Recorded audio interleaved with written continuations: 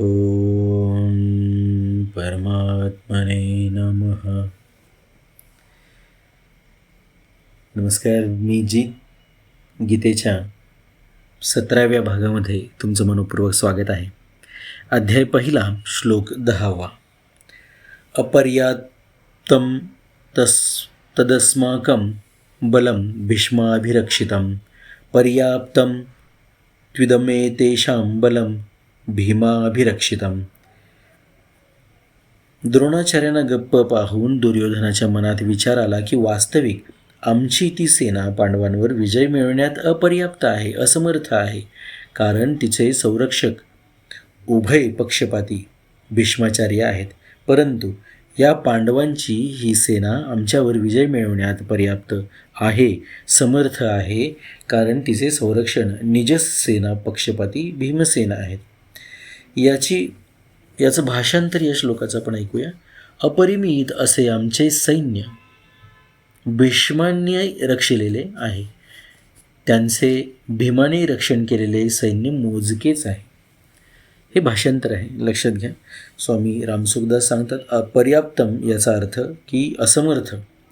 पण अपर्याप्तांचा जो अर्थ इथे आपल्याला लागू शकतो तो आहे अपरिमित. कारण त्याचं सैन्य मोठं आहे, 41 लाखांनी किंवा त्याच्याहीपेक्षा जास्त संख्येनी याचं दुर्योधनाचं बळ जास्त आहे, हे आपण समजून घेतलं पाहिजे. व्याख्या किंवा स्पष्टीकरण असं आहे की अपर्याप्तम तदस्माकं बलं भीष्माभिरक्षितं.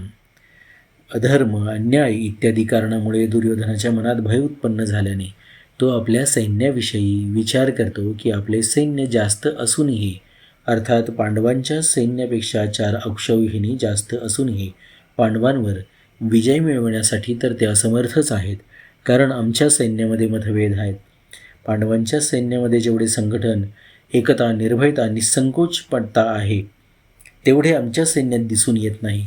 आमच्या पक्षाचे मुख्य संरक्षक पितामह भीष्माचार्य उभय पक्षपाती आहेत. अर्थात त्यांना कौरवांची आणि पांडवांची दोघांचीही आत्मीयता आहे. ते श्रीकृष्णाचे महान भक्त आहेत. त्यांच्या युद्धात युधिष्ठिराविषयी फार आदर आहे. त्यांची अर्जुनावरही फार प्रीती आहे. म्हणून ते आमच्या पक्षाकडून असूनही पांडवांचेच कल्याण इच्छितात. तेच भीष्माचार्य आमच्या सैन्याचे सेनापती आहेत. अशा परिस्थितीमध्ये आमचे सैन्य पांडव सैन्याशी सामना करण्यास कसे समर्थ असणार? कदापिही नाही. पहा, स्वामीजी हे इथे सांगतात हे एका वेगळ्या अर्थाने योग्य पण आहे.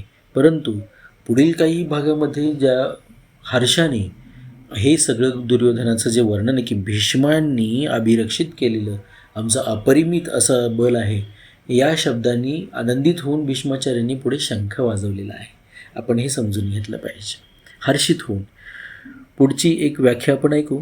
पर्याप्तं त्विदमेतेषां बलं भीमाभिरक्षितं. परंतु त्यांचं मोजकंच असं सैन्य आहे. परंतु इथे स्वामीजी काय सांगतात ते आपण आधी ऐकूया. परंतु हे पांडव सैन्य आमच्यावर विजय मिळविण्याला समर्थ आहे. कारण त्यात त्यांच्या सैन्यात मतभेद नाहीत, तर सर्वजण एकमताने संघटित झालेले आहेत. मला लहानपणापासून हरवीत आलेला भीम जो बलवान आहे तो पांडव सैन्याचा संरक्षक आहे. त्याने एकट्यानेच माझ्यासह आम्हा 100ही बांधवांना मारण्याची प्रतिज्ञा केली आहे. अर्थात हा आमचा नाश करण्यासाठी तत्पर झाला आहे. याचे शरीर वज्राप्रमाणे कठीण आणि मजबूत आहे. मी याला विष पाजवले होते तरी हा मेला नाही. असा हा भीमसेन पांडव सैन्याचा संरक्षक आहे. म्हणून पांडवांचे सैन्य वास्तविकपणे पूर्ण समर्थ आहे. आता इथे एक शंका घेतली जाऊ शकते, ती अशी की दुर्योधनाने आपल्या सैन्याच्या सेनापतीपदी नियुक्त केलेल्या भीष्माचार्यांचे नाव सैन्य संरक्षक म्हणून घेतले, परंतु पांडव सैन्याचे संरक्षक म्हणून भीमसेनाचे नाव घेतले. तो तर पांडव सैन्याचा सेनापती नाही. तर समाधान यावेळी दुर्योधन सेनापतीविषयी विचार करत नाहीत, तर दोन्ही सैन्यांच्या शक्तीविषयी विचार करीत आहेत. कोणाचे सैन्य अधिक शक्तिशाली आहे? दुर्योधनावर सुरुवातीपासूनच भीमसेनाच्या शक्तीचा, बलाचा प्रभाव खूपच पडलेला आहे. म्हणून पांडव सैन्याचा संरक्षक म्हणून तो भीमसेनाचे नाव घेत आहे. आणि इथे अगदी योग्य पद्धतीने सांगितलं गेलेलं आहे की स्वतःच्या अपरिमित सैन्याचं जे अभिरक्षण आहे ते भीष्म करत आहेत. आपलं सामर्थ्य म्हणून ते भीष्माचं नाव घेतात, हे समजलं पाहिजे. एक विलक्षण विषय आता इथे या संदर्भामध्ये या श्लोकाच्या बाबतीत घडणार आहे आणि तो अनेक ठिकाणी पुढे साधक संजीवनीच्या या प्रवासामध्ये घडणार आहे. ते म्हणजे स्वामीजी त्या श्लोकासंदर्भात त्यांना जे अनुभवाला आलेलं आहे त्या संदर्भात ते विशेष गोष्ट सांगून जातात आणि मला वाटतं आहे हे आपल्या सर्वांना आवडेल. तर या श्लोकासंदर्भात विशेष गोष्ट आपण वाचूया. अर्जुन कौरव सैन्याला पाहून कोणाच्याही जवळ न जाता हातामध्ये धनुष्य उचलून घेतो. पुढे 20व्या श्लोकामध्ये हा विषय येणार आहे. परंतु दुर्योधन पांडव सैन्याला पाहून द्रोणाचार्यांच्या जवळ जातो आणि त्या व्यूहरचनात्मक उभी केलेली जी पांडवांची सेना त्यांना पाहावयास लावतो. यावरून सिद्ध होते की दुर्योधनाच्या अंतःकरणात भीतीने घर केलेले आहे. पहा, जेव्हा कौरव सैन्यांनी शंख इत्यादी रणवाद्ये वाजविली तेव्हा त्या नादाचा पांडव सैन्यावर काहीही परिणाम झाला नाही. परंतु जेव्हा पांडव सैन्यांनी शंखादी रणवाद्ये वाजविली तेव्हा त्या नादाने दुर्योधनादिकांची हृदये विदीर्ण झाली. पहा, अध्याय 1 ते श्लोक 13व्यापासून 19व्यापर्यंत.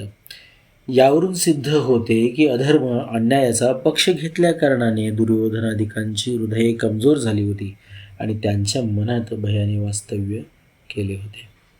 पहा, असे असूनही तो धूर्तपणाने द्रोणाचार्यांना खुश करू पाहतो आणि त्यांना पांडवांच्या विरुद्ध भडकवण्याचा प्रयत्न करतो. कारण दुर्योधनाच्या म्हणजे तो भीती त्याच्या मनामध्ये दाटलेली आहे तरीसुद्धा तो भीष्माचार्य द्रोणाचार्यांना खुश करू बघतो आणि तो आपलं सामर्थ्य त्यांना सांगतो, त्यांचं सामर्थ्य त्यांना सांगतोय आणि आपण कसे सामर्थ्यवान आहोत पांडवांपेक्षा हे भासवण्याचा प्रयत्न करतोय. त्यामुळं असे असूनही तो धूर्तपणाने द्रोणाचार्यांना खुश करू पाहतो आणि त्यांना पांडवांच्या विरुद्ध भडकवण्याचा प्रयत्न करतो. कारण दुर्योधनाच्या हृदयात अधर्म, अन्याय, पाप आहे. अधर्मी, अन्यायी आणि पापी व्यक्ती कधीही निर्भय आणि सुखशांतीयुक्त राहू शकत नाही, हा नियम आहे. परंतु अर्जुनाच्या अंतःकरणात धर्म आहे, न्याय आहे. म्हणून अर्जुनाच्या ठिकाणी आपला स्वार्थ साधण्यासाठी चलाकी नाही, भीती नाही, तर उत्साह आणि वीरता आहे. म्हणूनच तर तो आवेशात येऊन सैन्य निरीक्षण करण्यासाठी भगवंताला आज्ञा देतो की हे अच्युत, दोन्ही सैन्याच्या मध्यभागी माझा रथ उभा करा. याचे तात्पर्य ज्यांच्या ठिकाणी ह्या नाशवंत धनसंपत्तीचा आश्रय आहे, आदर आहे आणि ज्यांच्या हृदयात अधर्म, अन्याय आणि दुर्भावना आहे त्याच्या ठिकाणी वास्तविकपणे बल नसते. ते आतून घाबरलेले असतात आणि ते कधीही निर्भय नसतात. परंतु जे धर्मपालन करतात आणि ज्यांना भगवंताचा आश्रय आहे ते कधीही भयभीत होत नाहीत. त्यांच्या ठिकाणी खरे बल नसते, ते नेहमी निश्चिंत व निर्भय असतात. म्हणून आपले कल्याण इच्छिणाऱ्या साधकाने अधर्म, अन्याय इत्यादींचा सर्वथैव त्याग करून आणि केवळ भगवंताचा आश्रय घेऊन भगवदर्थ आपल्या धर्माचे अनुष्ठान करावे. भौतिक सुखांना महत्त्व देऊ नये आणि संयोगजन्य सुखाच्या प्रलोभनात फसूनही कधीही अधर्माचा आश्रय घेऊ नये. कारण या दोघांनी मानवाचे कधीही कल्याण होत नाही, उलट हा कल्याणच होते. ही विशेष गोष्ट स्वामीजी या श्लोकाच्या माध्यमातून सांगतात. परिशिष्ट भाव असा आहे की अर्जुनाने अस्त्र शस्त्राने सुसज्जित नारायणी सेनेचा त्याग करून निशस्त्र अशा भगवान श्रीकृष्णाला स्वीकार केले होते. हा खूप सुंदर श्लोक आहे की एवं उक्तस्तु कृष्णेन कुंतीपुत्रो धनंजयः अयुध्यमानं संग्रामे वरयामास केशवम. श्रीकृष्णाने असे म्हटल्यावर कुंतीपुत्र धनंजयाने संग्रामभूमीत अस्त्रशस्त्रांनी सुसज्जित एक अक्षौहिणी नारायणी सेनेचा त्याग करून युद्ध न करणाऱ्या निशस्त्र अशा भगवान श्रीकृष्णांनाच आपले सहाय्यक म्हणून निवडलेले आहे. आणि दुर्योधनाने भगवंतांना सोडून त्यांची नारायणी सेना स्वीकार केली होती. पहा इथे भगवंताचं सान्निध्य कसं आहे आणि त्यांच्या एकट्याचीच निवड आपल्याला करावयाची आहे हे इथे प्रकर्षाने आपल्याला इथे समजतं. तिथेच विजयाची नांदी आहे. तात्पर्य हे आहे की अर्जुनाची दृष्टी भगवंतावर होती आणि दुर्योधनाची दृष्टी वैभवावर होती. ज्याची दृष्टी भगवंताकडे असते त्याचे अंतःकरण बलवान असते, कारण भगवंताचे बल सत्य आहे. परंतु ज्याची दृष्टी सांसारिक वैभवावर असते त्याचे अंतःकरण कमजोर असते, कारण संसाराचे बल कच्चे आहे. पहा, ही विशेष गोष्ट आणि परिशिष्ट भाव हे स्वामी रामसुखदासांनी संपूर्ण विश्वाला अत्यंत प्रेमाने दिलेलं हे देणं, ही देणगी आहे. हे आपण समजून घेतलं पाहिजे. किती प्रेमाने आणि किती उच्च कोटीच्या अनुभूतीतून स्वामीजी हे परिशिष्ट भाव आणि विशेष गोष्ट लिहितात आणि आपल्यापर्यंत पोहोचवतात. ते सांगतात या श्लोकाचा जो परिशिष्ट भाव आहे तो की इथे भगवंतावर दृष्टी अर्जुनाची आहे. दुर्योधन जो आहे तो वैभवावर दृष्टी ठेवून आहे. ज्याचे भगवंताकडे लक्ष असते त्याचे अंतःकरण बलशाली असते. अंतःकरण बलशाली असते ही गोष्ट अत्यंत महत्त्वाची आहे. शारीरिक दुर्बलता आणि इतर आपल्याला आर्थिक सामाजिक दुर्बलता असू शकते, परिस्थिती ही विपरीत असू शकते आणि दौर्बल्य निर्माण करणारी सुद्धा असू शकते.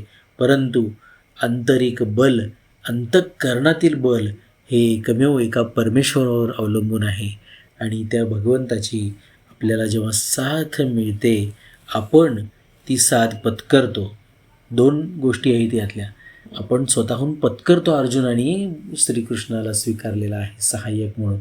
एक अक्षौहिणी नारायणी सेना, साक्षात श्रीकृष्णाची सेना आहे ती, ज्या सेनेच्या सहाय्याने भगवंतानी अनेक युद्धांमध्ये विजय प्राप्त केला. ती सेना दुर्योधनाला देऊन टाकली आणि अर्जुनाने एकट्या भगवंताला स्वीकारलं, कारण अंतःकरणातलं बल हेच खरं बल आहे आणि ते केवळ आणि केवळ भगवंतावरती अवलंबून आहे. भगवंताचा स्वीकार आपण केला पाहिजे, भगवंताची निवड आपण केली पाहिजे. किती सुंदर परिशिष्ट भाव या ठिकाणी स्वामीजींनी आपल्याला सांगितलेला आहे. या 10व्या श्लोकाचा पुढच्या श्लोकाशी संबंध काय आहे? तर आता दुर्योधन पितामह भीष्माचार्यांना खुश करण्यासाठी आपल्या सैन्यातील सर्व महारथींना म्हणतो. काय म्हणतो ते पुढच्या भागात आपण पाहूया. ओम परमात्मने नमः.